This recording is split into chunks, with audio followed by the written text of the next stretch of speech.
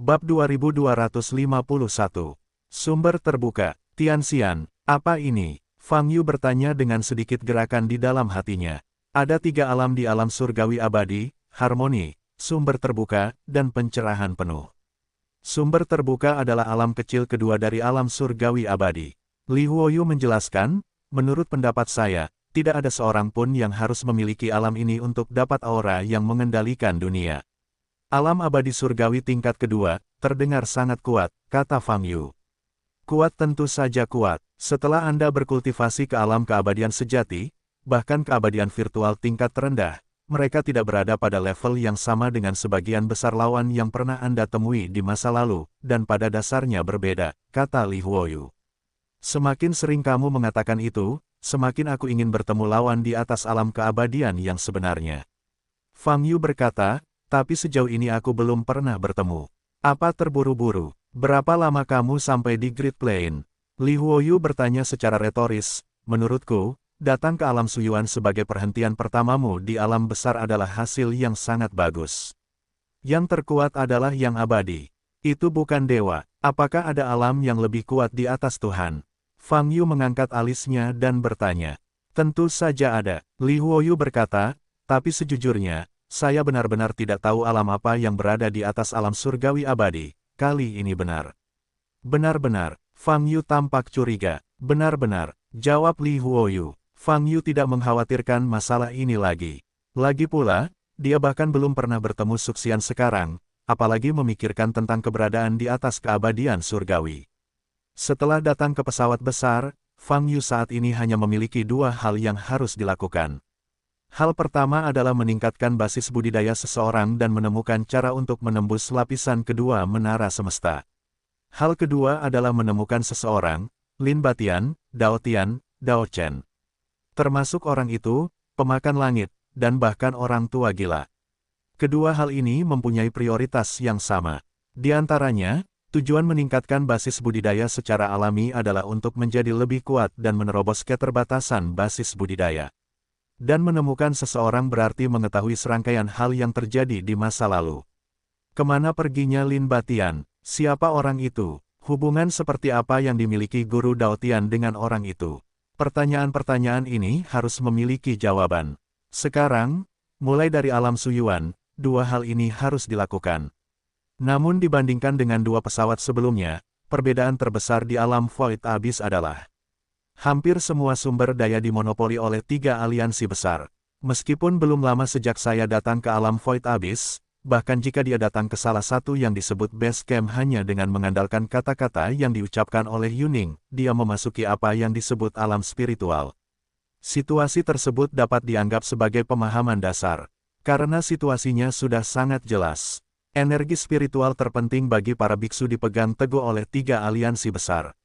Akibatnya, bisa dibayangkan seberapa tinggi kendali ketiga aliansi atas alam Void Abyss. Dapat dikatakan bahwa selama ia adalah seorang biksu di alam Void Abyss, ia harus tunduk pada 3 aliansi besar dan menerima perintah apapun yang dikeluarkan oleh aliansi tersebut. 3 aliansi besar dapat memperbudak ratusan juta pembudidaya di Void Abyss dengan memanipulasi aura. Status seorang kultivator di alam Suyuan lebih rendah daripada status seekor anjing. Ini adalah lingkaran setan. Setiap beku membenci kendali dari 3 aliansi, dan ingin menyingkirkannya sesegera mungkin, sehingga dia akan mati-matian menyelesaikan tugasnya, sehingga mendapatkan lebih banyak manfaat untuk ketiga aliansi tersebut. Akibatnya, kekuatan 3 aliansi besar semakin kuat, dan kendali mereka semakin tinggi. Jika biksu biasa tidak memiliki bakat yang luar biasa dalam berkultivasi, dia tidak akan bisa meninggalkan alam Void Abyss bahkan pada hari kematiannya. Dalam lingkungan sebesar itu, Fang Yu ingin meningkatkan kultivasinya, dan ingin menemukan seseorang, itu bukanlah tugas yang mudah. Karena semua sumber daya dimonopoli oleh 3 aliansi besar, termasuk intelijen. Jika Fang Yu ingin menemukan orang di tempat sebesar alam Suyuan, dia harus menguasai jaringan intelijen terbesar. Untuk ini, dia sudah mengalaminya di Datian Chensing. Fang Yu, yang tidak memiliki kecerdasan pada saat itu, hanya dapat dipimpin oleh Paviliun Wandao. Kemudian, ketika menghadapi serangan dahsyat dari 5 juta pasukan koalisi dari 24 klan, dia menerima bantuan dari Huayan.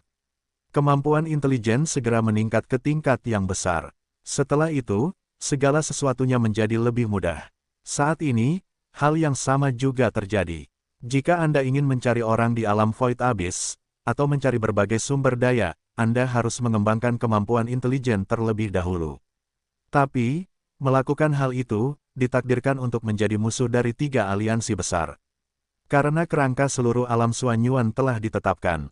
Tidak ada kultivator di alam Suyuan yang harus melakukan apapun untuk terikat dalam kerangka ini. Siapa yang berani melakukan hal-hal yang berdampak pada kerangka, maka yang menunggunya adalah kemarahan 3 liga. 3 aliansi besar. Mata Fang Yu memancarkan sedikit rasa dingin. Dalam benaknya, 3 aliansi besar adalah musuh khayalan.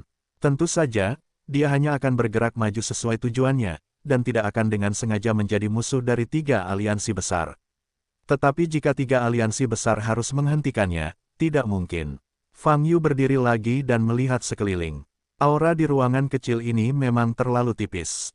Tidak heran tidak ada kultivator yang mau masuk, dan mereka semua memilih untuk menukar pahala mereka dengan kristal roh. Pembatasan seperti itu dilakukan melalui undang-undang. Memikirkan hal ini, murid Fang Yu bersinar kemasan. Tanda pedang salib emas terungkap secara samar. Pada saat ini, segalanya berubah dalam pandangan Fang Yu. Dia menembus ruang rahasia di depannya, penglihatannya membesar tanpa batas. Saat ini, dia bisa melihat bangunan berbentuk menara dari pandangan mata burung. Bangunan berbentuk menara ini memiliki total lebih dari 50 lantai. Lokasi Fang Yu saat ini berada di lantai 3, yang dianggap paling bawah. Di setiap lapisan, ada kotak-kotak kecil yang tak terhitung jumlahnya. Setiap kotak mirip dengan ruang rahasia tempat Fang Yu berada saat ini. Di setiap lantai menara, terdapat lebih dari 100 kisi-kisi kecil, yang berarti lantai pertama dapat menampung 200 biksu. Tetapi bahkan jika ruang rahasia melakukan ini, hanya ada sedikit biksu yang berlatih di alam spiritual di menara. Termasuk bulu bagian atas, hanya ada 18 orang. Dan sumber aura, pilar di tengah menara. Pilar tersebut menjulang dari tanah hingga ke puncak menara. Aura di setiap ruang rahasia di setiap lantai disalurkan melalui pilar ini. Saluran demi saluran terbentang dari pilar hingga terhubung ke setiap ruang rahasia. Dan aura yang terkandung di dalam pilar ini, jujur saja tidak banyak. Lebih baik bagi Fang Yu untuk menyerap basis budidaya 2 pembudidaya yang mendaki negeri dongeng. Sial, ini sayang sekali. Fang Yu mengutuk dalam hatinya, hanya dengan pilar seperti itu, paling banyak 500 biksu dapat diberikan aura pada saat yang bersamaan. Kamu menipuku dulu, jangan salahkan aku karena membalas. Saya tidak akan menyia-nyiakan poin prestasi apa pun. Memikirkan hal ini, mulut Fang Yu memunculkan senyuman bercanda. Dengan menggunakan mata jalan, pertama-tama dia mengirimkan sejumlah besar energi spiritual ke ruang rahasia tempat 17 biksu lainnya yang juga berkultivasi di menara ini berada. Kemudian, gunakan mata jalan untuk membuka jalan langsung ke pilar. Bab 2252 Blok Tembaga Aneh. Seni Melahap Roh. Mata Fang Yu berkedip sedikit bercanda, menjalankan Spirit Devouring Art. Bas, sebuah pusaran merah muncul. Sejumlah besar energi spiritual secara paksa diserap ke dalam tubuh Fang Yu dari pilar melalui lorong yang dibangun oleh mata jalan tersebut. Desir-desir, sejumlah besar energi spiritual mengalir ke tubuh Fang Yu. Pada saat yang sama, 17 biksu lainnya di Menara Linglong juga merasakan aura di sekitarnya tiba-tiba menjadi kaya. Mereka membuka mata karena terkejut, tidak tahu apa yang terjadi. Kemudian dia terus menjalankan latihannya sendiri dengan penuh semangat, berlatih dengan lebih fokus. Desir-desir, adapun Fang Yu, tidak butuh 10 menit untuk sepenuhnya menyerap energi spiritual di pilar itu. Lalu, dia menepuk pantatnya dan berjalan menuju ruang rahasia. Wah, tepat di depannya, ada cetakan telapak tangan. Dia melihat dengan mata jalan tadi bahwa ini adalah portal. Fang Yu berjalan ke dinding ini dan meletakkan tangannya di sidik jari. Wah, detik berikutnya, dia meninggalkan ruang rahasia dan kembali ke gerbang Menara Linglong. Ketika penjaga yang mengirimnya melihat Fang Yu muncul, warna mencurigakan muncul di wajahnya. Hai, Fang Yu tersenyum dan menyapanya. Wajah penjaga itu segera berubah menjadi dingin, dan berkata, jika Anda meninggalkan domain dengan tidak sengaja menyentuhnya, itu tidak ada hubungannya dengan saya. Anda harus menyerahkan kembali poin prestasi sebelum Anda dapat memasuki domain itu lagi. Kalau tidak masuk, tidak bisa masuk, membosankan. Fang Yu menggelengkan kepalanya dan berbalik untuk pergi. Penjaga itu mendengus dingin, tidak puas dengan sikap Fang Yu. Tapi saat ini, Fang Yu sudah melangkah jauh. Berjalan keluar dari area Menara Linglong, saya melihat Yun Ning dan wakilnya sedang menunggu di luar.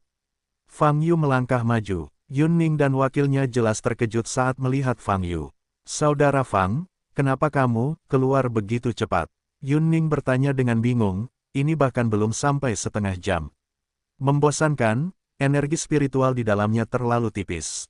Fang Yu berkata, kamu benar, lebih baik memasuki alam spiritual untuk menukar kristal spiritual. Ini adalah pengalaman banyak kultivator. Yun Ning tersenyum, karena saudara Fang telah keluar, maka kita akan menukarnya dengan Lingjing, kan? Baiklah, ayo pergi. Fang Yu mengangguk. Setelah itu, mereka bertiga meninggalkan Menara Linglong lagi dan pindah ke posisi yang lebih dalam. Segera, mereka tiba di sebuah kota lagi. Ini adalah kota kecil yang dibangun di kota besar. Dari segi ukurannya, hampir sama dengan kota-kota di Datianchen. Namun gaya arsitekturnya lebih modern. Misalnya, tembok kota tidak terbuat dari batu, melainkan seperti baja atau logam tertentu, yang memancarkan cahaya metalik yang redup. Dari segi kekuatannya juga lebih tinggi dari tembok kota biasa, dan juga mengandung suasana yang istimewa. Ini adalah area perdagangan. Yun Ning berkata, Anda dapat membeli obat-obatan, instrumen magis, batu pembakar, del. Yang Anda perlukan di dalamnya. Mata uang transaksi umum adalah koin misterius, tetapi dalam beberapa kasus, Anda juga dapat langsung berdagang dengan kristal roh. Itu dia, Fang Yu mengangguk. Ketiganya berjalan bersama ke area perdagangan. Kerumunan itu ramai dan sibuk. Sepanjang perjalanan, Anda bisa melihat berbagai kios di kiri kanan jalan. Ada yang menjual obat, mujarab, ada pula yang memajang berbagai benda kecil yang jelas-jelas sudah tua, dan ada pula yang menjual alat-alat gaib. Ada teriakan, percakapan, dan pertengkaran di mana-mana. Meski terlihat sangat ramai, namun terlihat jelas tidak ada senyuman di wajahnya, baik itu warung yang menjual barang maupun biksu yang datang untuk membeli segala perbekalan yang diperlukan. Ekspresi mereka sangat kaku, dan tidak ada cahaya lain di mata mereka. Tentunya bagi mereka, jual beli di sini, hanya untuk bertahan hidup. Setelah mengisi kembali materi di sini, saya harus melanjutkan perjalanan untuk menyelesaikan berbagai tugas aliansi. Setelah menyelesaikan tugas, saya kembali untuk mengisi materi, putaran tak terbatas, tidak lebih. Tidak banyak harapan, saya hanya bisa merasakan depresi dan depresi yang ekstrim. Dulu, Yun Ning dan wakilnya memiliki ekspresi dan suasana hati yang sama. Tapi hari ini, semuanya sangat berbeda. Senyuman di wajah Yun Ning dan wakilnya hampir tak terkendali. Mereka memiliki 2,3 juta koin Xuan di tangan mereka dan 1.380 poin prestasi. Mereka belum pernah melihat kekayaan sebanyak ini dalam hidup mereka. Saudara Fang, ayo kita pergi ke pavilion Lingjing untuk menukar Lingjing dulu, lalu keluar untuk melihat apa yang akan kita beli. Bagaimanapun, semua kekayaan di sini sebenarnya milikmu, kata Yun Ning Fang Yu. Ya, Fang Yu mengangguk. Setelah melewati beberapa jalan, sebuah bangunan dengan dekorasi yang jelas-jelas mewah muncul di hadapannya. Sebuah prasasti kristal berdiri di samping pintu, dengan font rumit tercetak di atasnya. Namun samar-samar terlihat bahwa itu ditulis dalam 3 karakter besar. Pavilion Lingjing. Namun saat ini, perhatian Fang Yu bukan pada bangunan yang sangat mewah di depannya, melainkan pada sebuah bilik di sudut. Pemilik warung adalah seorang wanita tua berambut abu-abu dengan beberapa benda berantakan di warungnya. Ada token kayu, botol obat bekas, bahkan kertas menguning. Sepertinya semuanya adalah gadget yang compang camping. Tapi pandangan Fang Yu terkunci pada pecahan di bilik. Ini bukan pecahan kaca, melainkan pecahan tembaga kuning. Entah kenapa, sekilas Fang Yu bisa merasakan berat dan usia potongan tembaga ini. Tahun-tahun keberadaan potongan tembaga ini, pasti sangat panjang. Ini pavilion Lingjing, saudara Fang. Pada saat ini, suara Yun Ning membuat Fang Yu kembali sadar. Oh, Fang Yu mengangguk sebelum menoleh. Tapi pikirannya masih tertuju pada potongan tembaga itu. Mereka bertiga berjalan menuju gerbang dan dihentikan oleh penjaga. Hanya 2 orang yang dapat memasuki pavilion Lingjing paling banyak, dan yang lainnya menunggu di luar. Penjaga itu berkata dengan hampa, "Baiklah, Kalau begitu kalian berdua masuk. Aku akan menunggumu di luar. Fang Yu berkata pada Yun Ning dan wakilnya. Kebetulan dia dapat memanfaatkan waktu ini untuk pergi ke bilik wanita tua itu untuk mempelajari potongan tembaga itu dengan cermat. Petik 2. Baiklah, Saudara Fang, kami akan segera keluar. Yun Ning berkata pada Fang Yu. Setelah berbicara, Yun Ning dan wakilnya berjalan bersama ke paviliun Lingjing. Fang Yu berbalik dan berjalan menuju kios di pojok. Tak lama kemudian, dia datang ke stan. Dibandingkan dengan panasnya warung lainnya, warung milik wanita tua ini sama sekali tidak dijaga. Fang Yu berlutut dan memandangi balok tembaga itu. Saudaraku, apakah kamu menyukai ini? Wanita tua itu dengan gembira bertanya gelombang www.novelringan.com setelah melihat seorang pelanggan, lalu dia mengambil balok tembaga itu dengan tangannya yang tua dan kering dan menyerahkannya kepada Fang Yu. Ketika Fang Yu mengambil balok tembaga itu, dia merasakan beban yang nyata. Dari segi kekuatannya, situasi ini jarang terjadi. Hanya dapat dijelaskan bahwa berat potongan tembaga ini tidak sama dengan volume semuanya. Namun, wanita tua itu dapat dengan mudah mengambil balok tembaga itu. Fang Yu melirik wanita tua itu, lalu ke balok tembaga di tangannya. Sejujurnya, meskipun ini balok tembaga, namun sangat tipis, setipis kaca. Dilihat dari garis besarnya, agak mirip dengan pecahan yang ditampilkan juri.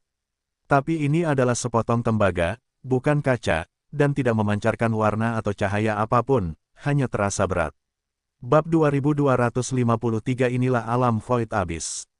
Dari mana asal potongan tembaga ini, dan apa gunanya? Fang Yu bertanya sambil menatap wanita tua itu. Ini diberikan kepadaku oleh rekan tauku semasa hidupnya, dan aku tidak tahu apa namanya. Wanita tua itu menjawab dengan kata-kata yang tidak jelas. Taoismu, lalu kenapa kamu ingin menjualnya? Fang Yu bertanya dengan curiga. Tidak mungkin, aku ingin hidup. Wanita tua itu tersenyum di wajah tuanya, menundukkan kepalanya dan menunjuk ke benda-benda kecil di stan, dan berkata, ini semua ditinggalkan oleh rekan Tao saya. Sambil memegang balok tembaga di tangannya, Fang Yu melihat benda-benda lain di stan. Benda-benda tersebut mungkin saja merupakan artefak magis di masa lalu, namun mungkin karena usianya yang terlalu lama, bahkan artefak magis tersebut telah lama kehilangan mana dan spiritualitasnya, serta telah menjadi besi tua dan besi busuk dalam arti sebenarnya. Kecuali balok tembaga di tangannya, Fang Yu tidak menganggap benda lain memiliki nilai. Hanya, Fang Yu menatap wanita tua itu lagi.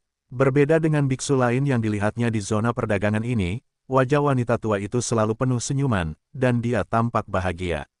Tapi tidak peduli dari pakaian, wajah, atau nafas, situasi wanita tua itu tidak baik. Berapa harga tembaga ini? Fang Yu bertanya sambil menatap wanita tua itu. 100 koin yang sangat besar. Wanita tua itu menjawab sambil tersenyum. Bagaimana dengan ini? Fang Yu mengambil botol obat kecil dari bilik lagi. 200 koin yang sangat besar ini.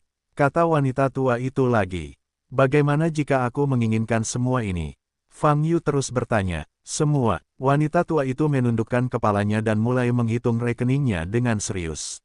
Jika aku jadi kamu, aku tidak akan melakukannya. Saat ini, pemilik kios di sebelahnya berbicara. Fang Yu memandangi pemilik kios. Pemilik kios juga memandang Fang Yu. Kalimat ini jelas ditujukan kepadanya, dan disampaikan melalui kesadaran ilahi. Mengapa? Fang Yu bertanya sambil menyipitkan matanya. Kamu memberinya begitu banyak koin suan sekaligus, dan itu hanya akan merugikannya. Pemilik kios berkata dengan hampa, dia tidak bisa menyimpannya. Mendengar kata-kata ini, Fang Yu melihat sekeliling. Memang di setiap sudut jalan terlihat beberapa kelompok yang menganggur. Mereka mencari kemana-mana, sepertinya mengamati setiap biksu di sekitarnya. Bukan hanya itu saja, termasuk pemilik warung, termasuk pembelinya, semua ancaman.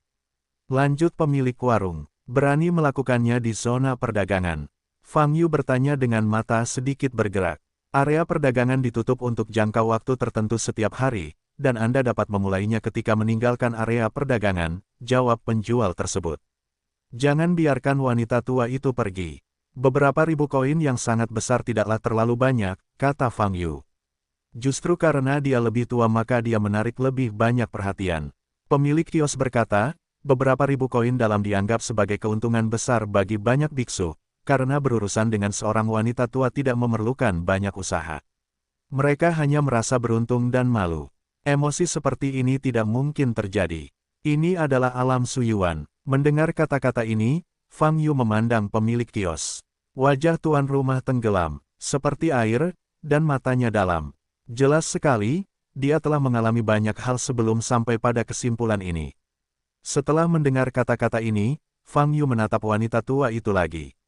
Pada saat ini, wanita tua itu telah menghitung dan berkata, jual semuanya kepadamu seharga 3.200 koin yang sangat besar. Oke, biarkan aku memikirkannya. Jawab Fang Yu. Jangan beli terlalu banyak, belilah balok tembaga sesukamu. Wanita tua itu sepertinya menebak pikiran Fang Yu dan berkata, oke, aku juga tidak punya uang. Aku harus menunggu temanku keluar sebelum aku punya uang untukmu. Fang Yu tersenyum. Di pavilion Lingjing, lantai 3. Hanya dengan menukarkan lebih dari 500 poin prestasi Anda dapat mencapai lantai 3. Ini pertama kalinya Yun Ning dan wakilnya datang ke sini. Di aula, mereka melihat banyak pemimpin dan wakil dari penggarap lainnya. Dalam keadaan normal, hanya pemimpin dan wakil kelompok kultivator yang akan ditukar dengan kristal roh. Dan banyak komandan dan deputi di lantai 3 sangat kuat, samar-samar memancarkan aura menakutkan. Ada banyak pemimpin kultivator bintang 3 di atas tingkat atas, dan bahkan pemimpin kultivator bintang 2. Yun Ning sangat terkejut, dan setelah Yun Ning dan wakilnya muncul, banyak biksu dari kelompok biksu berbeda yang hadir juga memandang keduanya dengan mata aneh. Di mata mereka, Yun Ning dan wakilnya tidak memiliki aura yang kuat, dan pakaian mereka tidak terlihat seperti berasal dari kelompok kultivator besar. Bagaimana dua orang seperti itu bisa sampai ke lantai 3? Hanya ada 2 tempat untuk menukar kristal roh di lantai ini, dan setiap kelompok biksu harus mengantri. Yun Ning masuk terakhir. Setelah menunggu beberapa saat, tibalah gilirannya. Tetapi pada saat ini, para pemimpin dan wakil dari beberapa pembudidaya yang telah menukar kristal roh tidak pergi, tetapi berdiri di belakang, diam-diam mengamati proses pertukaran 2 kristal roh Yun Ning. Pertukaran 1,379 poin prestasi. Orang yang bertanggung jawab untuk menukar kristal roh mengambil token yang diberikan oleh Yun Ning dan bertanya. Ya, Yun Ning mengangguk. Itu adalah 13.790 kristal roh. Benar, Yun Ning mengangguk dengan gugup. Pada saat ini, banyak orang di belakang diam-diam mengamati beberapa komandan dan wakil Yun Ning, mata mereka berkilat karena terkejut. Lebih dari 1.300 poin prestasi. Mereka jarang mendengar jumlah sebesar itu. Terutama lebih dari 13.700 kristal roh di belakang, bahkan lebih menggoda. Saat ini, beberapa komandan dan deputi saling memandang, dan mata mereka panas. Dan mata mereka diperhatikan oleh deputi yang diam-diam mengamati situasi sekitar. Komandan, kita harus segera pergi dari sini setelah selesai. Wakil itu berkata kepada Yun Ning dengan pengetahuan spiritualnya, pastinya tidak akan lama-lama. Aku tahu, Yun Ning mengangguk dan berkata, oke, semua kristal roh ada di dalam. Orang yang menukar kristal roh menyerahkan tas penyimpanan kepada Yun Ning. Bagus, Yun Ning mengambil tas penyimpanan. Lalu, dia melirik ke arah wakilnya. Keduanya segera berbalik dan pergi. Saya datang dari jarak jauh.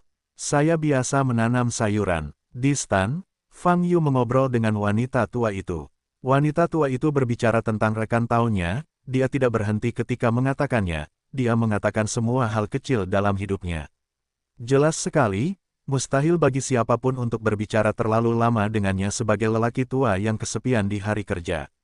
Dia sudah terlalu lama tidak berkomunikasi dengan orang seperti ini. Setelah obrolan, waktu perlahan berlalu.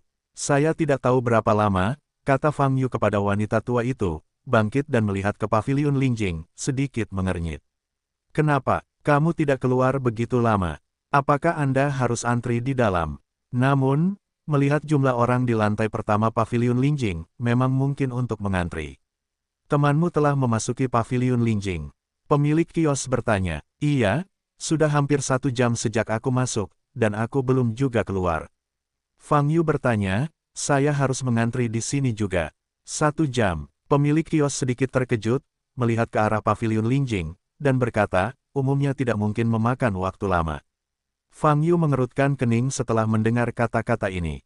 Dia melihat lokasi paviliun Lingjing dan segera melepaskan kesadaran spiritualnya. Namun, bagian luar paviliun Lingjing ditutupi oleh kabut yang kuat, dan kesadaran ilahi tidak dapat menembus ke dalamnya. Jika memang memakan waktu 1 jam, sebaiknya Anda masuk dan melihatnya, pemilik warung mengingatkan lagi. Mata Fang Yu sedikit basah, dan ada firasat tidak pasti di hatinya. Tapi di paviliun Lingjing, bagaimana sesuatu bisa terjadi? Ini adalah wilayah Open Mountain Alliance. Wow, pada saat ini, lokasi paviliun Lingjing tiba-tiba menjadi gempar. Banyak biksu dengan cepat berlari keluar dari gerbang paviliun Lingjing. Masalah terjadi. Sesuatu terjadi pada halaman belakang di lantai pertama paviliun Lingjing. Kami diusir. Di tengah diskusi yang kacau, sejumlah besar biksu keluar dari paviliun Lingjing. Mata Fang Yu dingin, dan dia masuk dari kerumunan dengan cepat. Ketika dia memasuki lantai pertama paviliun Lingjing, dia melihat sejumlah besar penjaga mengusir banyak biksu. Para penjaga dikepung dan ditempatkan di bagian terdalam dari lantai pertama. Itu yang disebut halaman belakang. Mata Fang Yu dingin, dan dia berjalan maju dengan cepat dari kerumunan. Biarkan kamu keluar, apa yang kamu lakukan kembali? Seorang penjaga menghentikan Fang Yu dengan tangannya dengan marah. Fang Yu menyeret penjaga itu ke belakang dan melanjutkan ke depan. Hentikan dia, teriak penjaga itu. Saat ini, banyak penjaga memandang Fang Yu dan mengelilinginya. Tapi Fang Yu sudah berjalan cepat ke halaman belakang. Sekilas, wajahnya tiba-tiba menjadi dingin, dan matanya memancarkan niat membunuh yang mengerikan. Di tanah di halaman belakang, ada 2 sisa tergeletak di genangan darah hangus. Kepala jenazah menghilang, dan jenazah yang terbakar hanya sebagian kecil. Fang Yu mengenali identitas kedua mayat itu dari pakaian jenazahnya. Itu adalah Yun Ning dan wakilnya. Bab 2254, tidak ada yang ingin pergi. Tidak ada nafas, dan seluruh halaman belakang dipenuhi bau darah dan terbakar. Yun Ning dan wakilnya, meninggal secara tragis di paviliun Lingjing. Mata Fang Yu sangat dingin, dan matanya dengan cepat menyapu halaman belakang. Saat ini, halaman belakang telah dikelilingi oleh banyak penjaga di paviliun Lingjing, mengusir semua biksu. Melihat Fang Yu datang ke halaman belakang, penjaga lainnya segera mengelilinginya. Segera tinggalkan paviliun Lingjing, kepala penjaga itu berkata dengan tajam. Tapi saat ini, Fang Yu menoleh untuk melihat penjaga itu. Pada saat mata bertemu, penjaga itu tiba-tiba merasakan guncangan di hatinya, tangan dan kakinya tiba-tiba menjadi dingin, seperti jatuh ke dalam gua es. Tampilan ini, seolah menusuk jantungnya dalam sekejap, membuatnya takut untuk bergerak maju. Aku ikut dengan mereka, Fang Yu berkata dengan dingin. Mendengar kata-kata ini, penjaga itu kembali sadar, terengah-engah. Penjaga lainnya masih berjalan ke depan, menginginkan tubuh Fang Yu. Namun saat ini, pemimpin penjaga mengangkat tangannya untuk memberi isyarat agar mereka tidak bergerak maju. Karena mereka bepergian bersama, biarkan dia tinggal di sini dan bekerja sama dalam penyelidikan. Penjaga itu menelan ludah dan berkata. Mendengar ini, penjaga lainnya mundur. Pada saat ini, seluruh paviliun Lingjing telah dibersihkan. Sejumlah besar biksu berkumpul di dalam paviliun Lingjing. Karena kejadian itu terjadi secara tiba-tiba, sebagian besar biksu tidak mengetahui apa yang terjadi. Pergerakan di depan gerbang paviliun Lingjing menarik biksu lain keluar. Oleh karena itu, pintu depan paviliun Lingjing sekarang tidak dapat ditembus, dengan lebih dari 1000 biksu berkumpul. Bagaimana situasinya? Apa yang terjadi? Kenapa mereka semua berkerumun di sini? Ada orang mati di paviliun Lingjing. Dilaporkan bahwa 2 mayat ditemukan di halaman belakang lantai pertama, tapi semuanya hanya sisa-sisa, dan hampir hancur. Apa? Mayat ditemukan di dalam paviliun Lingjing. Artinya siapa yang melakukannya di paviliun Lingjing? Segala macam komentar keluar dari mulut para biksu ini. Di depan gerbang paviliun Lingjing, lebih dari 100 penjaga telah berbaris, menghalangi dunia luar sepenuhnya. Lantai pertama paviliun Lingjing. Sekelompok biksu turun dari lantai atas. Dipimpin oleh seorang lelaki tua berjubah hitam. Wajahnya dingin, matanya sangat tajam, dan di antara tangan dan kakinya, dia samar-samar melepaskan aura dari atasannya. Di belakangnya, lebih dari 20 pria berjubah putih mengikuti.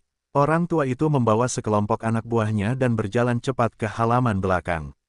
Melihat 2 sisa di tanah di halaman belakang, dia mengerutkan kening dan wajahnya sangat dingin.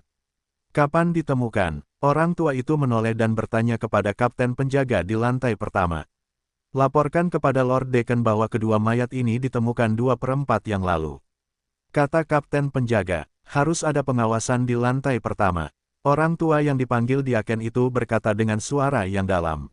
Itu hancur. Kapten penjaga menjawab, batu ajaib pengawasan dari halaman belakang hingga lobi telah hancur.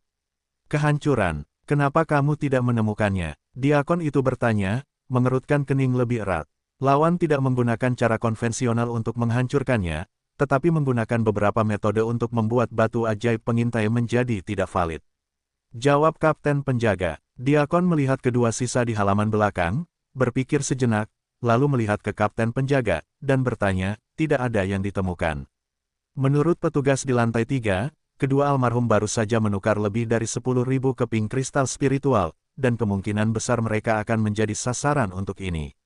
Setelah itu, kata kapten penjaga, apakah ada petunjuk tentang pembunuhnya? Diakon itu bertanya, menyela kapten penjaga. Tidak, jawab kapten penjaga. Mendengar jawaban ini, Diakon melihat kedua sisa di depannya lagi, dan kemudian melambaikan tangannya, bersihkan mayat dan biarkan paviliun Lingjing kembali beroperasi normal secepat mungkin.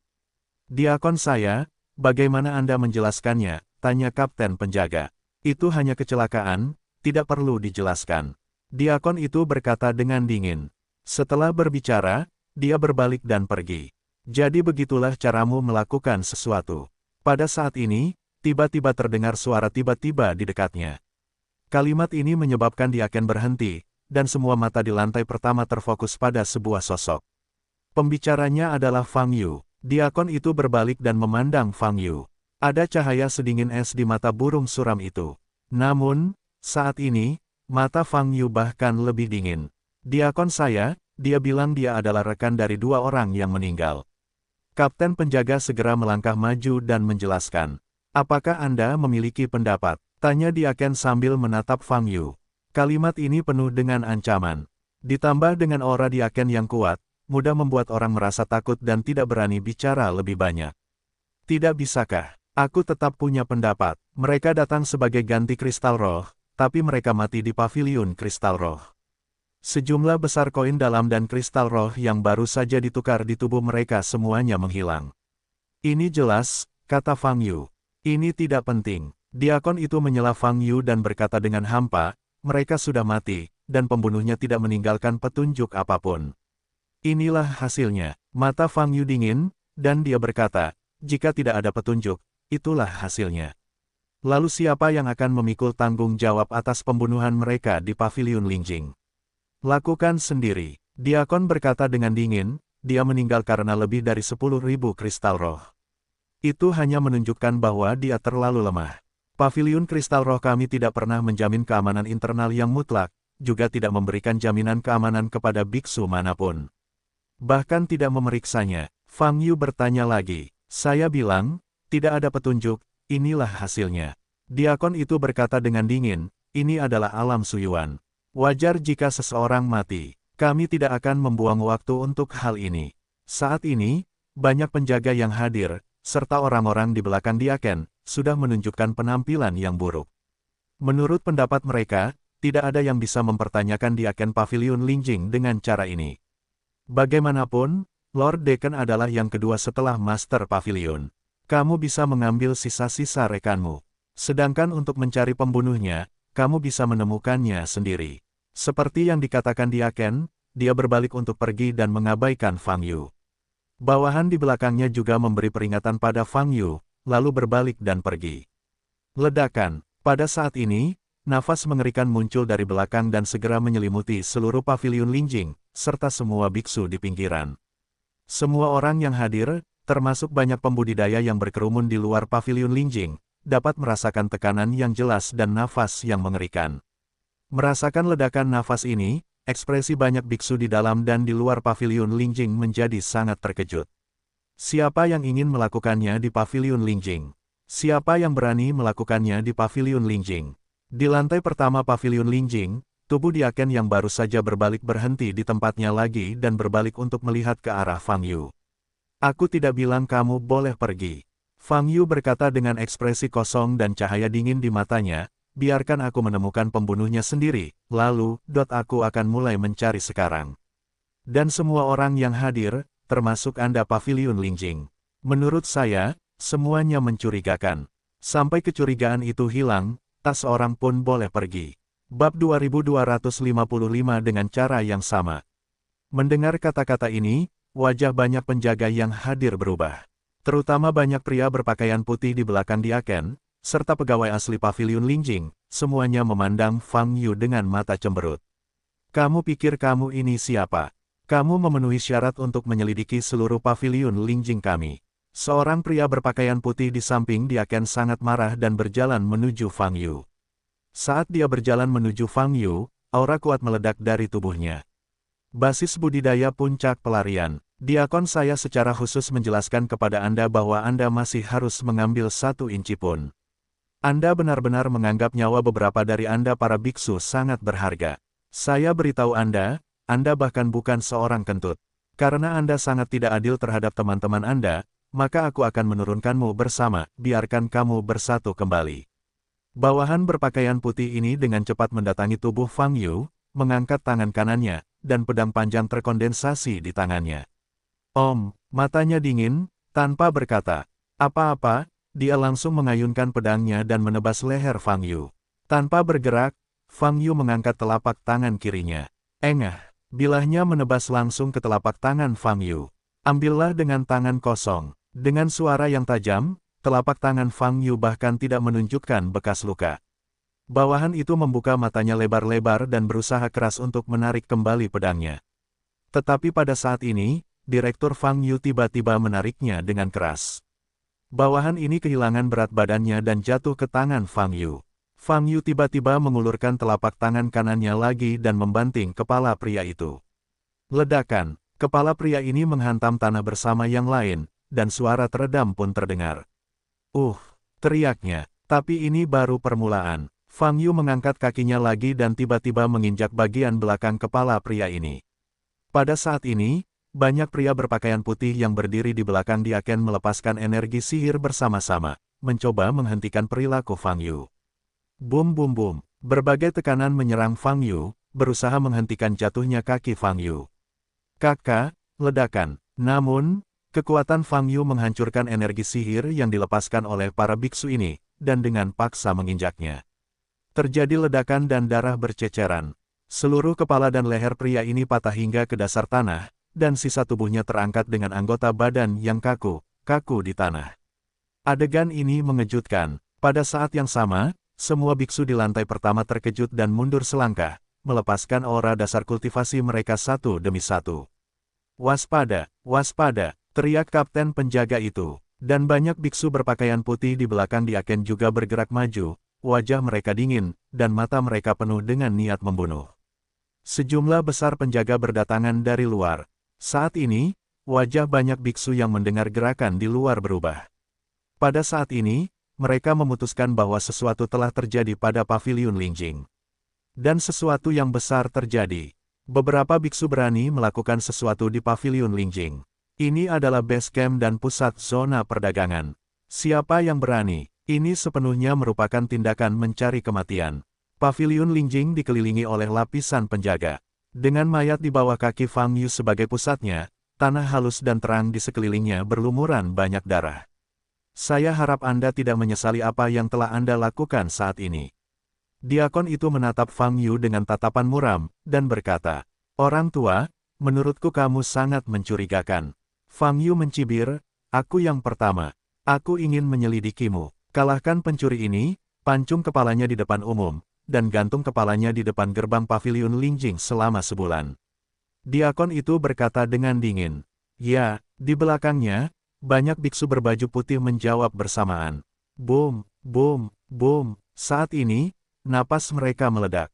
Masing-masing dari mereka memiliki basis budidaya di atas alam fana dan bahkan naik ke alam peri, dan kekuatan mereka tidak lebih lemah dari biksu berpakaian putih yang meninggal di kaki Fang Yu.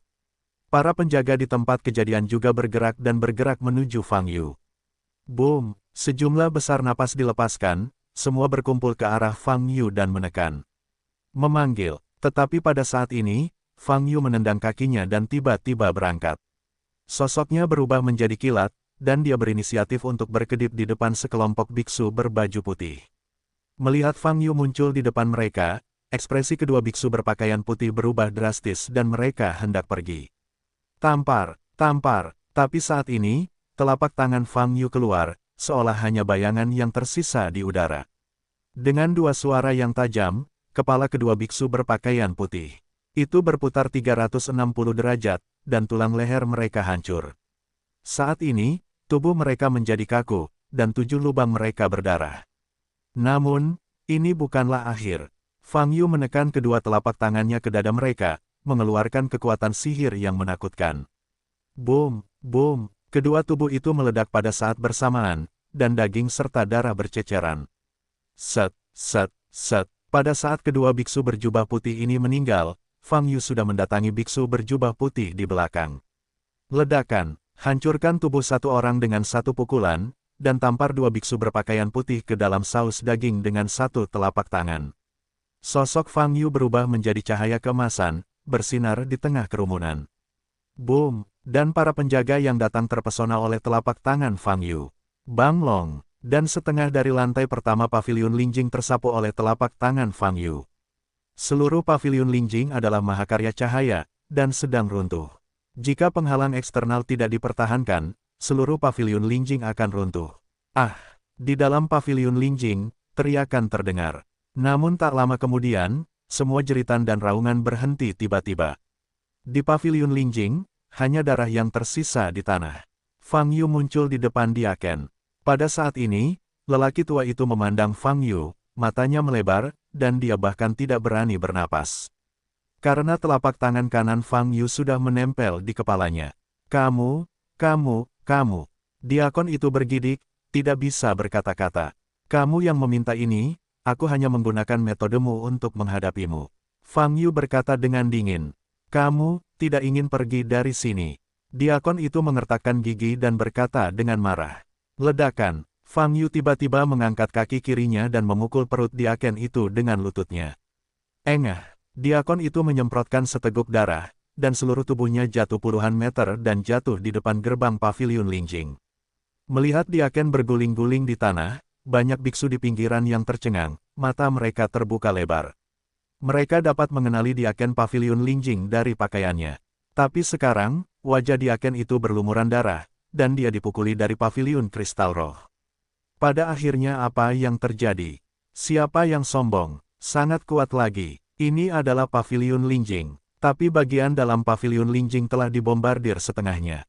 Ini adalah sesuatu yang belum pernah terjadi selama bertahun-tahun. Di luar, terjadi keributan. Diakon Tuan Diakon. Sejumlah besar penjaga bergegas menuju posisi Diakon itu jatuh. Di paviliun Lingjing, banyak penjaga yang benar-benar panik.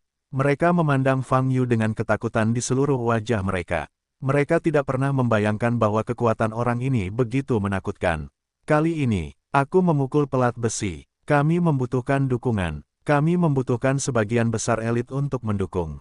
Teriak seorang penjaga. Fang Yu tanpa ekspresi, dan perlahan berjalan menuju pintu tempat Diakon itu jatuh ke tanah. Dia tidak melupakan tujuan utamanya, yaitu menemukan pembunuh yang membunuh Yun Ning dan wakilnya, dan mengambil semua koin dalam dan kristal roh. Fang Yu datang ke gerbang paviliun Lingjing dan muncul di depan banyak biksu. Bab 2256 petunjuknya sulit ditemukan. Diakon didukung oleh sekelompok penjaga. Dia menatap Fang Yu dengan ketakutan di matanya. Diakon tidak pernah menyangka Fang Yu memiliki kekuatan yang begitu menakutkan.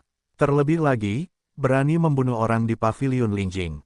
Pada saat ini, dia terkejut dan marah di dalam hatinya, dan dia merasa bosan dan kehilangan martabatnya. Di sudut jalan, melihat Fang Yu berjalan keluar dari paviliun Lingjing, pemilik kios yang berbicara dengan Fang Yu. Terkejut, wanita tua itu masih tersenyum, dan dia tidak tahu apakah dia bisa melihat dengan jelas bahwa Fang Yu sedang berdiri di kejauhan. Kesadaran Fang Yu menyapu setiap biksu yang hadir. Koin dalam dan kristal roh di Yun Ning telah hilang. Tujuan pembunuhan pihak lain jelas untuk merebut koin dan kristal roh yang dalam. Hanya saja, sulit menemukan orang yang bermasalah hanya dengan mencari dengan akal spiritual. Apalagi dengan banyaknya wilayah perdagangan, waktu meninggalnya Yun Ning dan wakilnya tidak dapat ditentukan. Pembunuhnya mungkin sudah bertindak jauh. Memikirkan hal ini, mata Fang Yu menjadi lebih dingin. Dia tidak menyangka, mungkin, Yun Ning dan wakilnya juga tidak menyangka bahwa di Paviliun Lingjing, nyawa mereka juga akan terancam. Disinilah aliansi Kaisan secara resmi menukarkan kristal roh. Namun kemudian, menggabungkan apa yang dikatakan Diaken dan sikap penanganannya, tidak sulit membayangkan seseorang akan mengambil risiko. Selama Anda tidak ketahuan, semuanya akan baik-baik saja. Daya tarik lebih dari 10.000 kristal spiritual, cukup membuat orang mengambil risiko. Segera beritahu mayoritas dan kirim elit untuk menangkap pencuri ini. Diakon itu berteriak dengan darah di seluruh wajahnya, tetapi dengan rasa malu. Bas, di kelas ini, tirai tipis tiba-tiba muncul di depan Fang Yu. Di tirai tipis, tampak seorang pria menghadap keanggunan. Matanya tajam, dan alisnya memancarkan keagungan yang luar biasa. Sekilas, Anda dapat mengetahui bahwa ini juga merupakan orang berpangkat tinggi. Temui Master Pavilion. Melihat pria di tirai tipis, para biksu di Paviliun Lingjing semuanya berlutut dengan satu kaki. Termasuk Diakon yang terluka parah. Bahkan penguasa Paviliun Lingjing telah maju. Melihat pemandangan ini, wajah banyak biksu yang menjadi penonton berubah lagi, dan keterkejutan di mata mereka tidak bisa ditambahkan. Karakter setingkat Master Paviliun Lingjing sudah dianggap sebagai sosok tingkat menengah di seluruh aliansi. Orang sebesar itu, naga melihat kepalanya tetapi tidak melihat ujungnya pada hari kerja, dan sulit bagi biksu biasa untuk melihat wajah aslinya. Tapi hari ini, Master Paviliun maju. Orang ini sudah selesai. Banyak biksu memandang Fang Yu, berpikir dalam hati mereka. Begitu menarik perhatian sosok besar seperti pemilik paviliun, tidak ada ruang untuk bermanuver.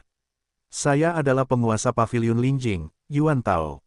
Pria bertirai tipis menatap Fang Yu dan berkata, "Jangan hentikan aku lagi, kalau tidak bawahanmu hanya akan mati lebih banyak." Fang Yu berkata tanpa mengubah ekspresinya. Mendengar kata-kata ini, corak banyak biksu yang hadir berubah lagi. Apakah orang ini benar-benar putus asa?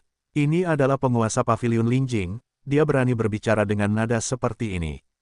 Kamu salah paham. Aku tidak berusaha menghentikanmu. Yuan Tao berkata, saya dengan tulus meminta maaf kepada Anda sekarang. Saya telah memahami perkembangan masalah ini, tapi sayangnya saya tidak berada di Paviliun Lingjing, jadi tidak dapat menangani ini secara pribadi. Apa yang kamu inginkan? Fang Yu bertanya, masih terlihat kedinginan. Permisi, namamu? Yuan Tao bertanya. Fang Yu, jawab Fang Yu. Fang Daoyou, sebagai penguasa Paviliun Lingjing, saya sangat menyesal bahwa rekan Anda dirampok dan dibunuh di Paviliun Lingjing. Yuan Tao berkata, saya akui bahwa ini memang tanggung jawab Paviliun Lingjing, dan kita perlu melakukan ini. Bertanggung jawablah. Mendengar kalimat ini, terjadi keributan. Saat ini, mereka tahu bahwa perampokan telah terjadi di Paviliun Lingjing. Dan pengakuan dan permintaan maaf proaktif Yuan Tao membuat banyak biksu merasa tidak percaya. Apakah layanan ini lembut? Tidak peduli betapa indahnya, kata-katanya, tidak ada gunanya, aku hanya perlu menemukan pembunuhnya, kata Fang Yu. Saya yakinkan Anda bahwa kami akan menemukan pembunuhnya, kata Yuan Tao. Master Paviliun, dia sedang mengambil tindakan di Paviliun Lingjing. Selama masalah ini dilaporkan ke sebagian besar wilayah, kita pasti bisa. Pada saat ini, Diakon yang terluka parah tidak dapat menahannya lagi dan berbicara. Untuk tutup mulut. Tapi saat ini, Yuan Tao memasang wajah muram. Mendengar nada yang begitu berat, Diaken itu gemetar, dan segera menundukkan kepalanya, tidak berani berbicara lagi. Saya bisa memahami kemarahan Fang Daoyou. Kerugian yang kami derita adalah harga yang harus kami bayar. Yuan Tao berkata dengan sungguh-sungguh, kami tidak punya alasan untuk bertanggung jawab atas masalah ini. Mendengar ini, Fang Yu menatap Yuan Tao, matanya sedikit berkedip. Tampilan dan kata-kata Master Paviliun pada dasarnya sepenuhnya patuh. Tapi ini tidak cukup. Kalau begitu, beri saya jawaban yang akurat, berapa lama bisa menemukan pembunuhnya? Fang Yu bertanya. 2 jam, teman Fang Dao, beri kami waktu 2 jam, dan kami akan bersatu dengan penjaga area perdagangan untuk memberi Anda penjelasan. Yuan Tao berkata dengan wajah serius. 1 jam. Fang Yu berkata, saya pikir jika Anda benar-benar ingin menemukan seorang pembunuh, itu tidak akan memakan waktu lama. Petik 2 titik. Ya, Jawab Yuan Tao. Pada saat ini, para biksu di sekitarnya sudah tercengang. Mereka tidak dapat membayangkan pemilik paviliun-paviliun Lingjing muncul, tetapi ternyata seperti ini. Alih-alih mengambil bulu yang lebih rendah, dia menyetujui permintaan Fang Yu dan menemukan pembunuhnya dalam waktu 1 jam. Mengapa demikian? Tidak peduli seberapa kuat Fang Yu, dia hanyalah seorang biksu. Di zona perdagangan, menurut peraturan aliansi, ia harus dipenggal untuk diperlihatkan kepada publik. Namun, Master Pavilion Yuan Tao tidak melakukan ini. Sebaliknya, dia menenangkan dan menghibur Fang Yu. Kenapa ini? Segera, para biksu yang berkumpul di depan paviliun Lingjing dievakuasi. Seluruh area perdagangan juga diblokir. Tempat paviliun Lingjing yang hancur dengan cepat kembali normal melalui penghalang, dan Fang Yu diundang ke lantai 3 paviliun Lingjing, menunggu hasilnya di sini. Tentu saja Fang Yu tidak akan duduk di sini dan menunggu. Dia melepaskan kesadaran spiritualnya dan menyebar ke seluruh area perdagangan. Fang Yu ingin melihat dengan matanya sendiri bagaimana paviliun Lingjing mereka menyelidikinya. Segala sesuatu di zona perdagangan ditangguhkan. Lebih dari 3.000 penjaga mencegat pintu masuk dan keluar zona perdagangan. Mereka meminta setiap biksu untuk menyerahkan semua tas penyimpanan dan cincin penyimpanan di tubuhnya dan menyelidikinya satu persatu. Siapapun yang hanya memiliki 2-3 juta koin dalam dan 13.790 kristal roh di tubuhnya adalah pembunuhnya. Metode investigasi ini tampaknya dapat dilakukan.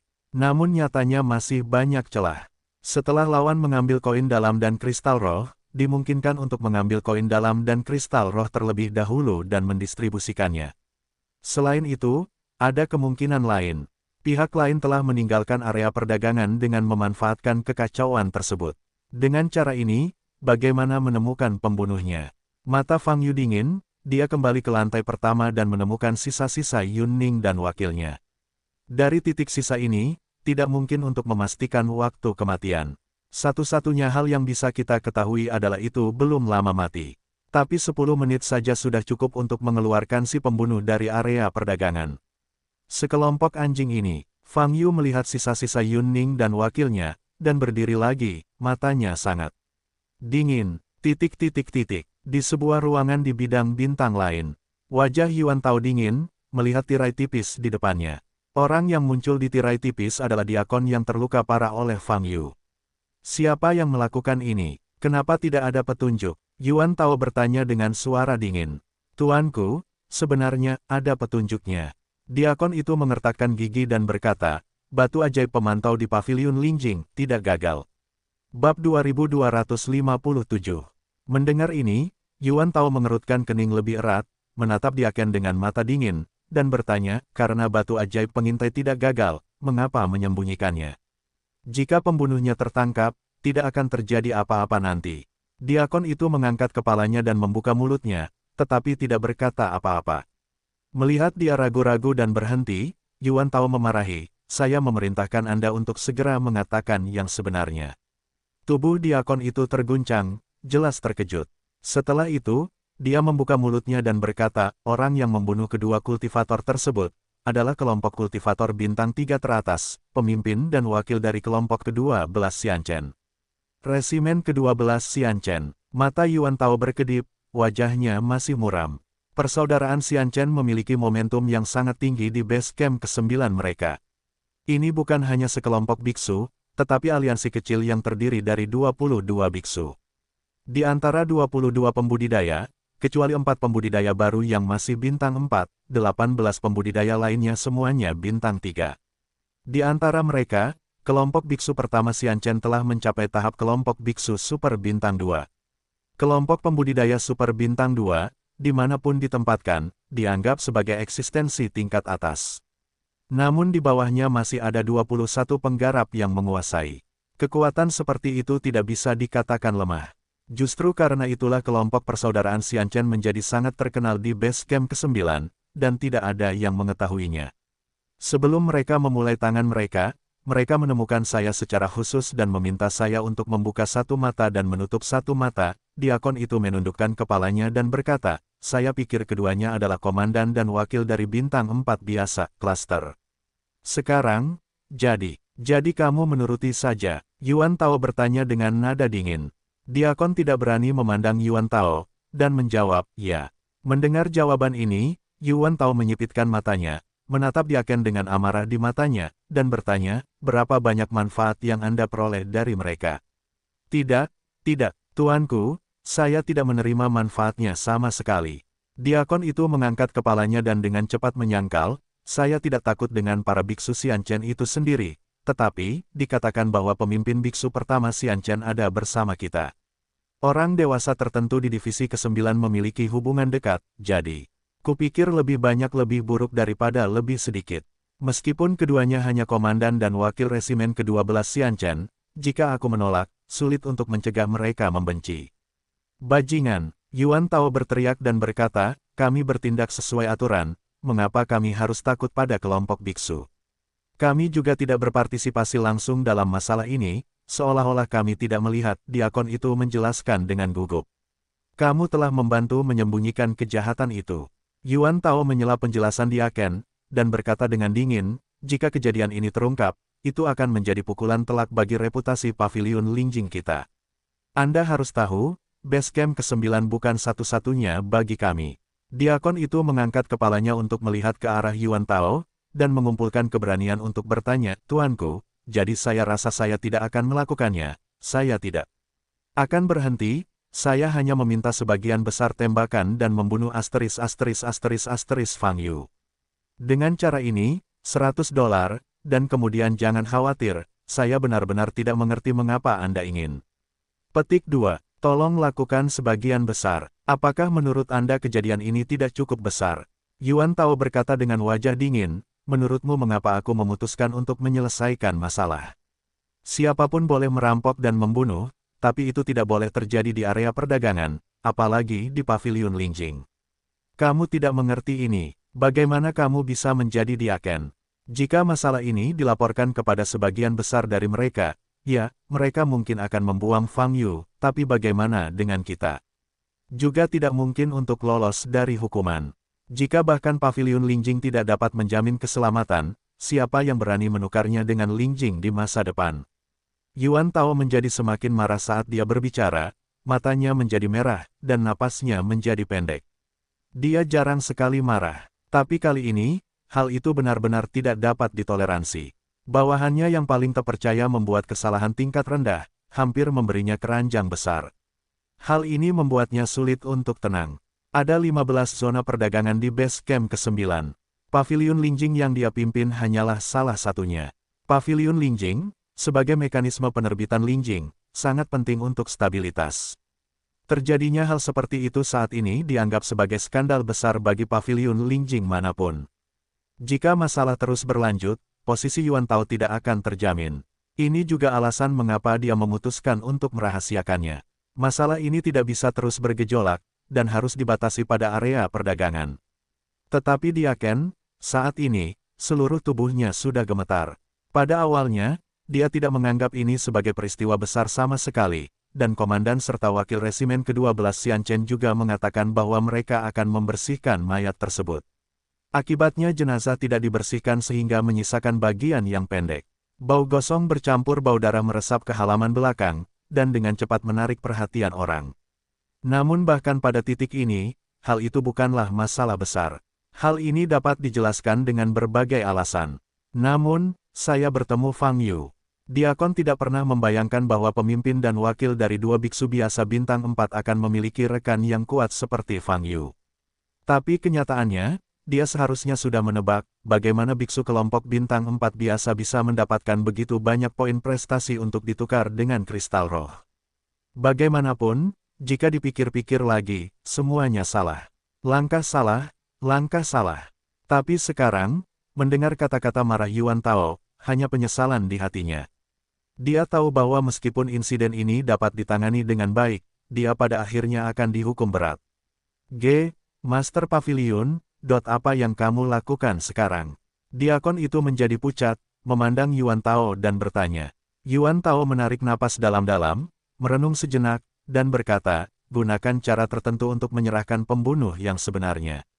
Serahkan pemimpin dan wakil resimen ke-12 Xianchen, tapi lewat sini, kata Diaken dengan perubahan ekspresi.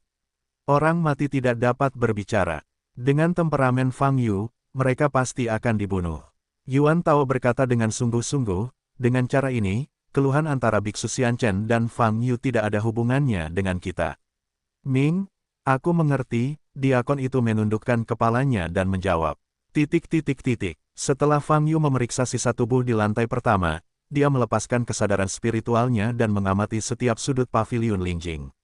Menurut pernyataan diaken sebelumnya, seharusnya ada batu ajaib pengawasan di paviliun Lingjing. Namun kini, keberadaan batu ajaib pengintai tersebut belum ditemukan, dan sepertinya sudah dibongkar. Fang Yu berjalan perlahan kembali ke lantai 3 paviliun Lingjing. Selama proses ini, dia masih meliput seluruh area perdagangan dengan kesadaran spiritualnya. Investigasi masih berlanjut. Dilihat dari penyelidikannya, belum ideal dan belum ditemukan petunjuk. Fang Yu kembali ke lantai 3 dan duduk di sofa. Tidak banyak menit tersisa sebelum batas waktu 1 jam. Tapi Fang Yu tahu bahwa paviliun Lingjing pasti punya cara untuk menemukan pembunuhnya. Tetapi jika batas waktu tercapai dan pembunuhnya tidak ditemukan, dia akan menggulingkan paviliun Lingjing ini, yang dianggap sebagai balas dendam terhadap Yun Ning dan wakilnya. Waktu berlalu dengan lambat, batas waktu 1 jam akan datang. Dadada, pada saat ini, tim penjaga dengan cepat berlari kembali ke paviliun Lingjing dan segera naik ke atas. Bab 2258. Di antara mereka, dikawal 2 biksu laki-laki berjubah hijau. Pada saat ini, kedua biksu laki-laki ini terlihat sangat jelek, dan mata mereka penuh dengan keheranan. Sekelompok besar penjaga mengirim kedua pria itu ke depan Fang Yu. Kapten penjaga membuka mulutnya dan berkata, inilah pembunuhnya. 2,3 juta koin dalam yang akurat ditemukan pada mereka, dan ada 13.790 kristal spiritual. Setelah berbicara, dia mengeluarkan 2 tas penyimpanan dan meletakkannya di atas meja di depan Fang Yu. Tolong periksa jumlahnya. Fang Yu melirik kedua tas penyimpanan, lalu menatap kedua biksu di depannya. Pada saat ini, kedua pembudidaya memandang Fang Yu, meraung di tenggorokan mereka, tetapi tidak dapat berbicara. Ada beberapa segel di tubuh mereka, mencegah mereka berbicara atau mengeluarkan nafas. Mata Fang Yu bergerak sedikit dan dia berkata, buka segelnya. Ini, kapten penjaga merasa malu. Saat ini, ada langkah kaki lain di belakang. Orang tua yang terluka parah oleh Fang Yu, diaken paviliun Lingjing, muncul lagi di depan Fang Yu. Dia melirik Fang Yu terlebih dahulu, tapi masih ada sedikit ketakutan di matanya. Dia menarik napas dalam-dalam dan berjalan ke tubuh Fang Yu. Kepada Fang Yu, dia membungkuk dalam-dalam. Teman Dao Fang, aku minta maaf padamu atas tindakan ceroboh dan salah sebelumnya. Kata diakon itu. Fang Yu melirik diaken itu, tetapi mengabaikannya, menatap kapten penjaga lagi, dan berkata, lepaskan segelnya, ada yang ingin kutanyakan kepada mereka. Fang Yu saat ini terlihat sangat tenang, tidak ada ekspresi membunuh di matanya, dan nadanya sangat polos. Mendengar permintaan ini lagi, kapten penjaga memandang diaken, seolah meminta izin. Wajah diaken itu sedikit berubah, dan dia berkata, Fang Daoyou, buktinya sudah meyakinkan. Keduanyalah yang merampok dan membunuh kedua temanmu. Keduanyalah yang bisa mendapatkan jarahan dan secara langsung. Aku akan membiarkanmu membuka segelnya. Fang Yu berkata dengan ringan. Ketika diaken memandang Fang Yu yang tanpa ekspresi, hatinya terkejut. Kemudian, dia melihat ke arah kapten penjaga, mengangguk ringan, dan memberi isyarat untuk membuka segelnya. Fang Daoyou, mereka berdua berasal dari kelompok kultivator bintang 3, dan mereka telah membuka segel sepenuhnya, kamu harus berhati-hati. Diakon itu mengingatkan, kapten penjaga melantunkan taktik tersebut, mengulurkan jari-jarinya, dan dengan lembut menyentuh dahi kedua biksu yang tersegel itu. Hei, hei, 2 sinar cahaya bersinar. Saya Gao Changtian, pemimpin resimen ke-12 Xianchen. Saya dari kelompok penggarap Xianchen. Apakah Anda berani menangkap saya? Apakah Anda berani memindahkan saya? Biksu berkumis horoskop itu berteriak dengan marah, tubuhnya mengeluarkan lapisan nafas. Basis budidaya pendakian negeri dongeng di atas langkah. Kedua, kamu membunuh orang dan mengambil koin dalam dan kristal roh. Fang Yu bertanya, jadi apa? Mereka hanyalah 2 pemuda dari kelompok kultivator bintang 4. Mengapa mereka mendapatkan begitu banyak koin dalam dan kristal roh? Bahkan jika mereka tidak membunuhnya di paviliun kristal roh, mereka tidak bisa pergi keluar dari area perdagangan, kesalahannya adalah mereka terlalu lemah. Gao Changtian meraung dengan mata merah. Ledakan. Pada saat yang sama, nafas di tubuhnya pecah lagi, dan tubuhnya berubah menjadi cahaya merah. Ledakan. Tangan kanan Gao Changtian mengembunkan pisau panjang, dan menghantam jantung Fang Yu. Fang Yu dengan lembut berbalik ke samping, menghindari pisaunya. Lalu, kaki kanannya ditendang ke depan. Ledakan. Perut Gao Changtian langsung ditendang ke dalam lubang darah, dan darah muncrat. Engah. Dalam sekejap, Gao Changtian mematahkan kekuatannya, menyemburkan darah, dan seluruh tubuhnya menabrak dinding di belakang, terjatuh.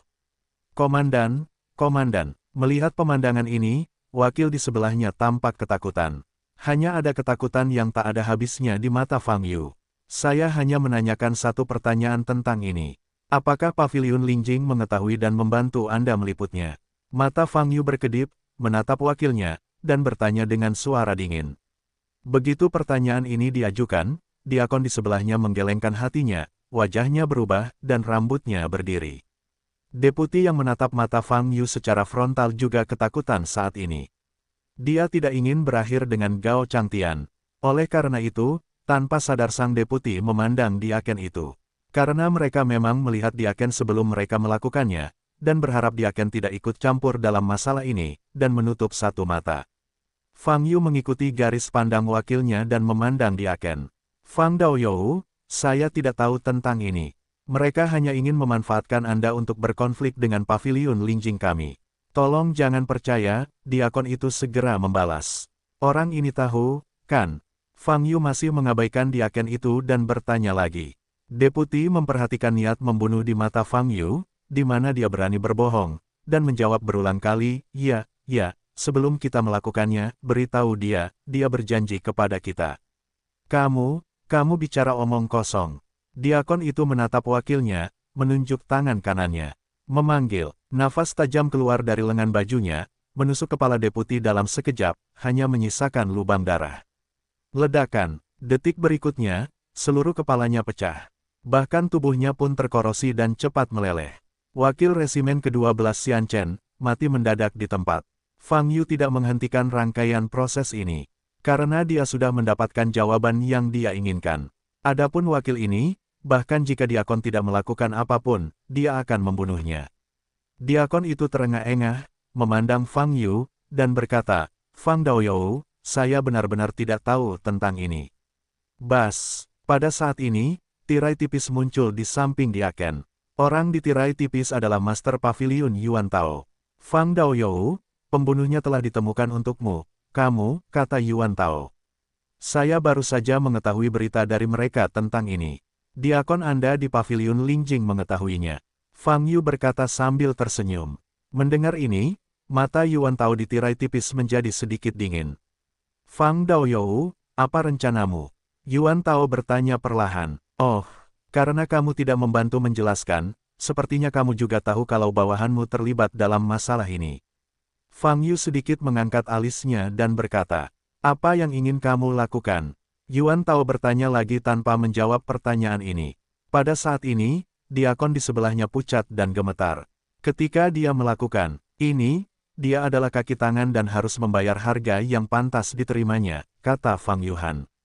Di tirai tipis, Yuan Tao terdiam beberapa saat, dan menjawab, dia menyerahkannya kepadamu, dan aku akan diberi kompensasi 3 kali lipat dari harta yang dirampok. Ini adalah akhir dari masalahnya. Saat suara itu turun, tirai tipis menghilang. Tuanku, mata diakon itu membelalak dan berteriak tak percaya. Dia tidak bisa memikirkannya, Yuan Tao bahkan tidak mengucapkan sepatah kata pun, jadi dia menyerahkan nyawanya kepada Fang Yu. Ini untuk menyerahkan dia secara langsung. Kenapa gitu? Bagaimana hal-hal bisa berkembang hingga saat ini? Wajah diaken itu terpelintir, menatap Fang Yu di depannya, melepaskan semua kultivasinya. Apa yang terjadi hari ini awalnya hanyalah hal kecil. Dia seharusnya tidak mati karena hal seperti itu. Lindungi aku diaken Paviliun Lingjing, kamu harus melindungiku. Diakon itu sangat ingin berpisah, dan berteriak kepada penjaga di dekatnya dengan suara serak. Bab 2259. Namun, para penjaga ini telah mundur dan mengabaikan seruan diaken. Mata diaken itu merah dan dia sudah histeris. Ada urat biru di dahinya, matanya merah, dan dia tampak gila. Matilah aku. Diakon itu meraung, lengannya terentang, dan nafas panas keluar dari seluruh tubuhnya, mengeluarkan api dalam jumlah besar. Memanggil, namun saat ini, terdengar suara lembut. Fang Yu muncul di depan Diaken dalam sekejap. Jarak keduanya kurang dari setengah meter. Kamu yang meminta ini, Fang Yu berkata dengan dingin. Lalu, dia meninju. Ledakan. Pukulan ini menembus semua ki pelindung tubuh yang dikeluarkan oleh Diaken dan benar-benar mengenai dada Diaken. Retak, tulang dada Diakon itu hancur dan lubang darah meledak di punggungnya. Pada saat yang sama, tubuhnya terjatuh, menerobos dinding paviliun Lingjing dan terbang keluar. Boom! Tubuh Diakon itu menabrak gedung di seberang jalan dan menghantam tanah lagi. Pemandangan ini disaksikan oleh para biksu di seluruh jalan. Wah! Fang Yu bergegas maju. Di bawah tanah, dia menangkap Diaken yang sekarat itu. Tolong, ampuni hidupku, tolong, teriak Diaken dengan darah menutupi wajahnya. Kamu memintaku untuk mengampuni hidupmu, kenapa kamu tidak mengampuni mereka? Mereka datang ke sini hanya untuk menukar kristal roh, kesalahan apa yang mereka lakukan? Fang Yu memandang Diaken itu dengan tatapan kosong dan berkata, Diakon tidak dapat berbicara, dan darah di wajahnya menetes ke tanah. Ledakan. Fang Yu tidak berbicara lagi, dan nyala api panas keluar dari telapak tangannya. Nyala api langsung menyelimuti tubuh Diaken. Bising, Diakon itu segera berubah menjadi abu terbang dan menghilang ke dunia. Setelah menyingkirkannya, Fang Yu kembali ke lantai 3 paviliun Lingjing. Gao Changtian, yang telah membunuh Yun Ning dan wakilnya, masih berteriak dengan panik. Melihat Fang Yu kembali, dia membuka mulutnya yang penuh darah merah dan meraung dengan getir, pertemuan lamaku adalah balas dendam. Para biksu Xianchen tidak akan membiarkanmu pergi. Aku telah memberitahu mereka bahwa aku mati di tanganmu. Kamu akan mati dengan menyedihkan. Mati lebih buruk dariku. Boom! Sebelum Gao Changtian selesai berbicara, Fang Yu baru saja meninjunya. Kekuatan tinju ini menyebabkan setengah dari paviliun Lingjing runtuh seketika.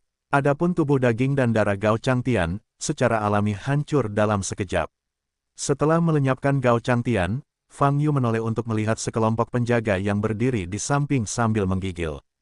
Kapten penjaga memandang Fang Yu dengan hanya panik di matanya. Namun dia masih mengumpulkan keberanian dan mengeluarkan cincin penyimpanan dengan tangan gemetar. Fang, Tuan Fang, ada kompensasi untuk 3 kali lipat properti. Kapten penjaga gemetar. Fang Yu melangkah maju dan mengulurkan tangan untuk mengambil cincin penyimpanan, tanpa ekspresi apapun di wajahnya. Kapten penjaga dan penjaga lainnya memandang Fang Yu, bahkan tidak berani bernapas. Orang-orang di dalam sebaiknya mengungsi dalam waktu 10 detik. Fang Yu berkata dengan ringan. Setelah mendengar kata-kata ini, kapten penjaga dan banyak penjaga saling memandang. Namun setelah beberapa saat, mereka menyadari apa yang akan terjadi dan segera bergegas keluar. Setelah para penjaga ini bergegas keluar, tidak ada seorang pun di sisa paviliun Lingjing. Boom! Setelah beberapa detik, terjadi ledakan. Paviliun Lingjing, bangunan termegah dan termewah di zona perdagangan, runtuh dan berubah menjadi puing-puing. Di tengah asap dan debu, Fang Yu meninggalkan jalan tanpa menoleh di bawah tatapan banyak biksu. Bidang bintang lainnya, di dalam ruangan. Kakak, Bang, meja itu tidak dapat menahan kekuatan Yuan Tao, dan keempat sudut meja itu pecah dan berserakan di tanah. Dia telah menempatkan postur tubuhnya ke level terendah, hanya ingin diam. Tapi Fang Yu masih menghancurkan paviliun Lingjing. Berita ini, sulit untuk tidak keluar dari zona perdagangan. Bagi dia dan paviliun Lingjing yang berada di bawah kendalinya, hal itu akan berdampak negatif yang besar. Yuan Tao terengah-engah, dadanya terbakar amarah. Meskipun masalah ini diprovokasi oleh Diakon dan pemimpin serta wakil resimen ke-12 Xianchen, paviliun Lingjing lah yang akhirnya dirusak. Tapi ketiga orang itu sudah mati. Yuan Tao sangat marah dan menemukan seseorang untuk menyelesaikan rekening, tetapi hanya dapat menemukan Fang Yu yang aktif. Setelah beberapa saat, suasana hati Yuan Tao berangsur-angsur menjadi tenang. Dia duduk di kursi dan menghela nafas. Lalu, matanya berkedip karena kedinginan. Setelah meninggalkan paviliun Lingjing, Fang Yu kembali ke tempat Xing Yuzu berhenti.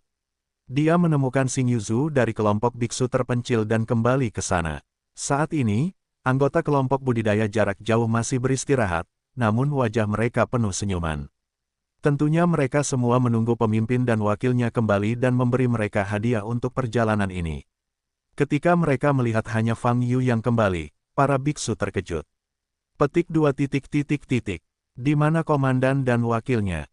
Seorang biksu bertanya. Fang Yu melirik para biksu, dan menjelaskan secara singkat apa yang terjadi di paviliun Lingjing. Mendengar ini, semua anggota kelompok biksu tercengang. Mata mereka terbuka lebar, tidak mampu menerima kenyataan ini.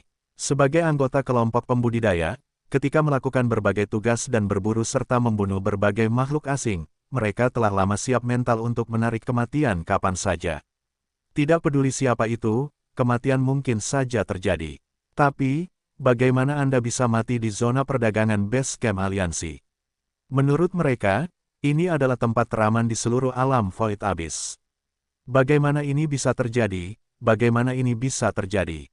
Banyak biksu yang menggelengkan kepala, mata mereka dipenuhi rasa tidak percaya. Mereka memberi kompensasi 3 kali lipat properti untuk ini, saya mengambil sedikit, sisanya akan dibagi rata oleh Anda. Fang Yu menyerahkan cincin penyimpanan. Mendengar adanya kompensasi 3 kali lipat harta benda, ekspresi banyak biksu yang hadir kembali terhenti. Saat ini, mereka tidak tahu harus sedih atau bahagia. Mungkin keduanya ada di sana. Sebagian besar biksu di antara mereka telah lama mengikuti Yun Ning dan memiliki persahabatan yang mendalam. Tapi sekarang, Yun Ning dan wakilnya sudah meninggal. Tidak mati pada saat penderitaan di masa lalu, tetapi mati sebelum awal panen besar. Komandan, banyak biksu yang tidak bisa menahan air mata mengalir. Mereka sudah terbiasa melihat hidup dan mati, namun masih sulit menekan emosinya saat ini. Fang Yu berdiri diam, memandangi mereka, tanpa kata-kata. Tuan Fang, saya bersedia menjadi bawahan Anda dan melayani Anda. Setelah beberapa saat, tiba-tiba seorang biksu berlutut di depan Fang Yu. Dia memimpin dengan cara ini dan tak lama kemudian biksu lainnya berlutut di tanah. Tuan Fang, mohon menjadi pemimpin kelompok kultivator kami bersedia bekerja untuk Anda, banyak kultivator berkata bersamaan. Setelah berbicara, mereka menatap Fang Yu dengan harapan di mata mereka. Namun, Fang Yu menggelengkan kepalanya. Tidak, aku tidak akan menjadi pemimpinmu. Fang Yu berkata, itu hanya akan merugikanmu. Di tempat seperti alam Suyuan, Fang Yu sudah mengerti bahwa dia sebaiknya bertindak sendiri. Jika dia benar-benar memprovokasi 3 aliansi besar di masa depan, semua orang yang berdiri di sampingnya akan menjadi sasaran serangan. Hal terakhir yang ingin dilihat Fang Yu adalah orang lain mengalami kecelakaan karena dia. Dia bisa melakukan yang terbaik untuk melindungi, tapi dia tidak bisa mengendalikan segalanya, akan selalu ada saat kelalaian. Bab 2260. Dan akibat buruk yang disebabkan oleh kelalaian tidak dapat diubah bagi korbannya. Jika Anda membagi koin dalam dan kristal roh di dalam cincin secara merata, itu akan cukup bagi Anda untuk mundur dan berlatih untuk waktu yang lama. Sedangkan untuk koin dalam, saya pikir itu akan cukup bagi Anda untuk menggunakannya dalam waktu lama. Setidaknya selama periode waktu ini, kamu tidak perlu keluar dengan putus asa. Fang Yu berkata, tapi ingat, jangan membeberkan kekayaanmu dan jangan melakukan kesalahan yang sama lagi. Setelah berbicara, Fang Yu berbalik dan pergi. Banyak kultivator dalam kelompok kultivator jarak jauh melihat ke belakang Fang Yu, ekspresi mereka berubah, dan mereka ingin mengatakan sesuatu. Terima kasih, Tuan Fang. Terima kasih, Tuan Fang, atas bantuan Anda. Biksu jarak jauh kami tidak akan melupakan kebaikan Anda. Terima kasih. Banyak biksu yang pulih, dan dengan penuh syukur bersujud kepada Fang Yu. Karena mereka tahu Fang Yu bisa mengambil semua barang miliknya. Properti ini awalnya diperoleh karena Fang Yu. Namun, Fang Yu menyerahkan properti itu kepada mereka. Mereka tidak boleh terlalu serakah. Jika Anda ingin terus mengikuti Fang Yu, dia secara alami memeluk pahanya untuk mendapatkan lebih banyak keegoisan. Namun, kekuatan mereka terlalu jauh dari Fang Yu, dan itu hanya akan menjadi penghalang. Seperti yang dikatakan Fang Yu, apa yang harus mereka lakukan sekarang, adalah membagi koin yang dalam dan kristal roh, dan kemudian berlatih dalam retret. Ketika kekuatan mereka bisa menandingi Sang Yu, belum terlambat untuk menemukan Fang Yu. Setelah memberikan cincin penyimpanan kepada kelompok pembudidaya jarak jauh, Fang Yu kembali ke area perdagangan lagi, kembali ke jalan di mana paviliun Lingjing berada. Saat ini, paviliun Lingjing sedang diperbaiki dengan cepat. Fang Yu mengabaikan paviliun Lingjing, tetapi kembali ke bilik tempat wanita tua itu berada. Dia mengeluarkan 100.000 koin dalam dan 500 kristal spiritual dari properti yang dikompensasi oleh paviliun Lingjing. Sekarang, dia dapat membayar untuk membeli balok tembaga aneh di tangan wanita tua itu. Namun, ketika Fang Yu kembali ke stan, dia menemukan bahwa wanita tua itu telah menghilang dan stan tersebut telah menghilang. Dia sudah pergi. Saat ini, pemilik kios di sebelah Fang Yu memandang Fang Yu dan berkata. Saat ini, pemilik kios memandang mata Fang Yu dengan sangat rumit. Karena serangkaian hal yang terjadi sebelumnya, dia melihatnya di matanya. Meskipun dia telah mengalami banyak hal, dia belum pernah melihat seorang biksu membuat keributan seperti itu di zona perdagangan, dan dia aman.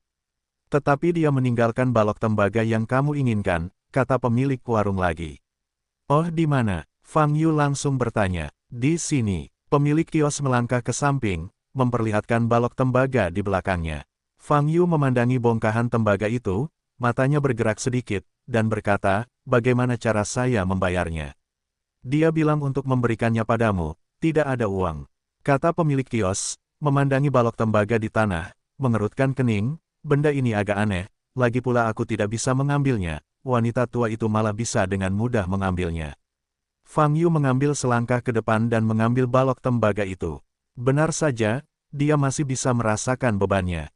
Hanya saja dia tidak menyangka pemilik warung malah tidak mampu menahannya. Dia tidak mengambil uang, saya tetap harus memberikannya. Fang Yu berkata, mengeluarkan 5.000 koin misterius dan menyerahkannya kepada pemilik kios, dan berkata, saat kamu bertemu dengannya lagi, beritahu aku bahwa uang itu untukmu. Oke, bagaimana aku bisa memberitahumu?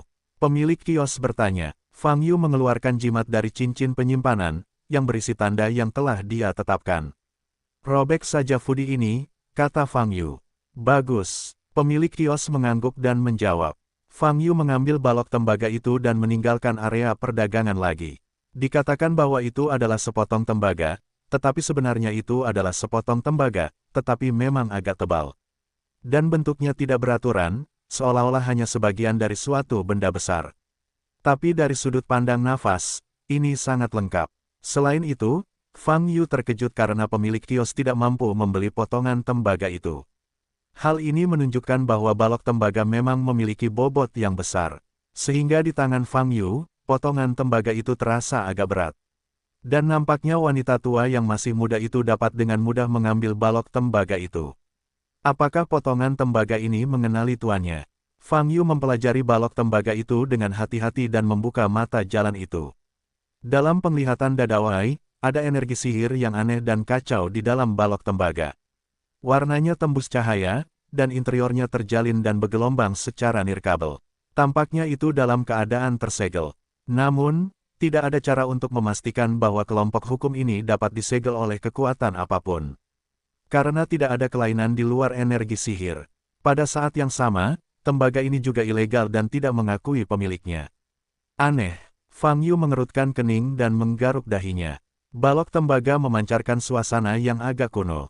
Apakah akan ada kaitannya dengan pecahan yang dicari hakim? Namun dari segi tampilan, tidak seperti itu. Setelah dipikir-pikir, tidak ada hasil. Fang Yu memasukkan balok tembaga itu ke dalam cincin warna-warni dan segera meninggalkan area perdagangan lagi. Menanggapi insiden di paviliun Lingjing hari ini, pelakunya telah dihukum, dan personel yang terlibat juga telah ditangani.